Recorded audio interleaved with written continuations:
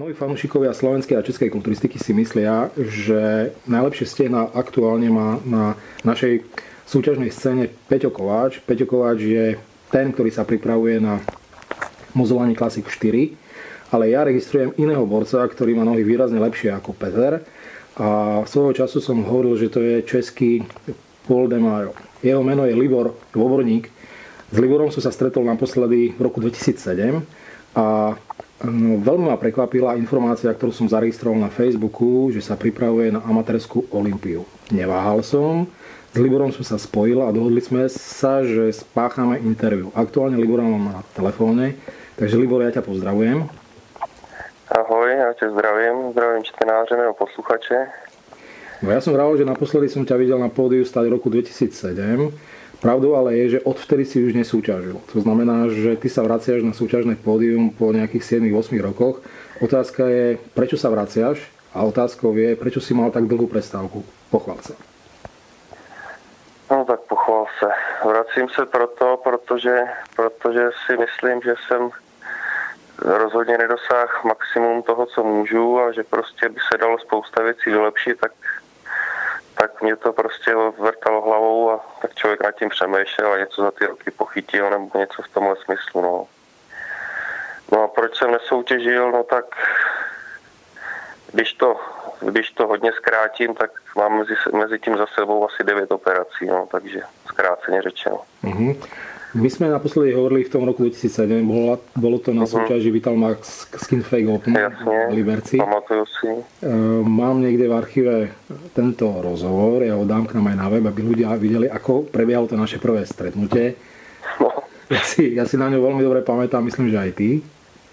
Jasně, tak věděl jsem, kdo seš, ale nepoznali jsme se osobně, takže až pak jsem zjistil vlastně, s kým mluvím, no, ale pamatuju si to dobře, no.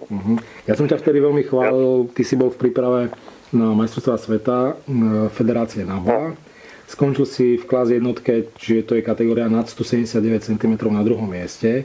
A ja si pamätám, a myslím, že povedal si to aj na kameru, že ty si vtedy na Vitalmax Skin Fake Open vážil nejakých 113 kg. Vieš, čo by ma zaujímalo, ako vyzerá Libor aktuálne a s akou hmotnosťou plánuješ sa vrátiť na súťažné pódium? Prezrať. No tak plány jsou jedna věc, realita druhá. Chtěl jsem mít, řekněme, kolem 115, ale teď jsem měl taky, tak za prvý mě trošku přibrzdili ramena v březnu, jedno, druhý a loket trochu, takže mě to omezilo malinko.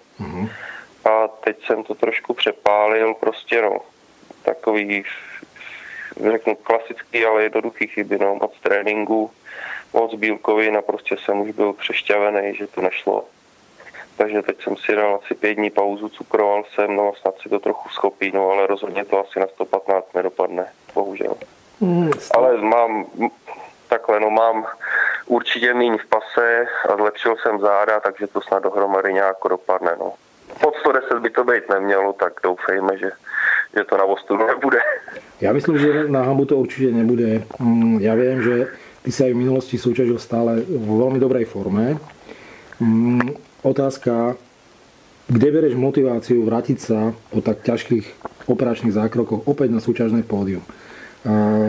Čo ťa motivuje k tomu, aby si sa vrátil? Ty si spomínal to, že ešte si nedokázal všetko, ale ak si dobre spomínam, tak v 2007 si mal 32, to znamená, že teraz si zhruba 40-tník, čiže ty by si už v podstate... No, teď 39 v dubnu, no. Tak, to znamená, že ty by si v podstate mohol súťažiť aj ako Masters. Nezvažoval si... Za rok. Za rok. Nezvažoval si nad tým, že teraz si to vyskúšaš medzi mužmi a budúci rok a tie ďalšie roky by si súťažil v kategorii Masters? Tak možný to je. Samozřejmě, když bude zdravý, tak bych ještě šel dál, ale nemotivuje mě to tak úplně jako rozcvička Masters. Chtěl bych prostě ještě v normální věkové kategorii něco předvíst. No, nedělám to kvůli tomu, abych mezi Masters jako nejmladší šel něco vyhrát. No, to, což nevylučuju, může se stát, když na to mám tak nějak, řekněme, věkem nárok, ale jako prostě jedna z motivací tak je, když nechci, řekněme, abych to řekl kulantně, přijde mně, že je tady moc lidí, co mluví o profikartách, ale mají k ní nebesky daleko a v podstatě nevědí, o čem mluví. No. Ne, že bych je chtěl všechny porazit, ale přijde mně, že je dost lidí tady nesoudných a já na ní taky nemám a už jsem na to starý, řekněme, ale myslím si, že některé lidi jsou poměrně hodně mimo v tomhle. Co se týče kvality, symetrie a všeho, že jako ty karty jsou pro ně úplně jinde. No páči sa mi tvoja kúráž. Ja určite na amatérskej olympii v Prahe bude tam aj Islab Steam, takže budeme ťa pozorne sledovať. Říkám, nemyslím si, že ji vyhraju já, jo. I když plánoval jsem rozhodně lepší formu, než budu mít díky tomu, co se mně nepovedlo, ale to už nějak dopadne, ale no k tomu s těm kartám a k tomu jsem se vyjádřil. No.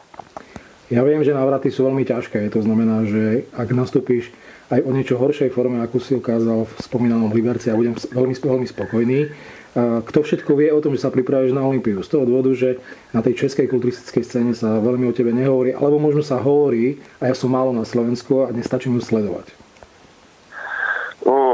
Kdo o tom ví, tak v podstatě asi moc lidí ne, de facto se připravují inkognito, protože co se týče sponzorské firmy oficiálně zatím zdomluvený s nikým nejsem. A takže v podstatě to vědí pár kamarádů a známých, který k tomu prostě potřebuješ, to je jasný, sám to neuděláš. A teprve teď nedávno jsem si požádal o kartu zpátky do IFBB, takže v podstatě se to asi moc neví, no. Čiže ty nepôjdeš na republiku, ty by si sa chcel... Ne.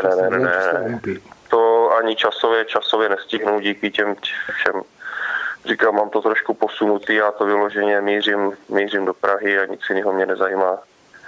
Ani ten Mozolány, prostě to časově pro mě nereálný, to ještě budu de facto v objemu, já to musím stáhnout pak nějako to vyloženě ta Praha, kdyby já nevím, ani jestli je nějaká soutěž potom, tak třeba jo, ale rozhodně předtím nic. Rozumiem. Ja som začal rozhovor tým, že vlastne my sme sa stretli v roku 2007.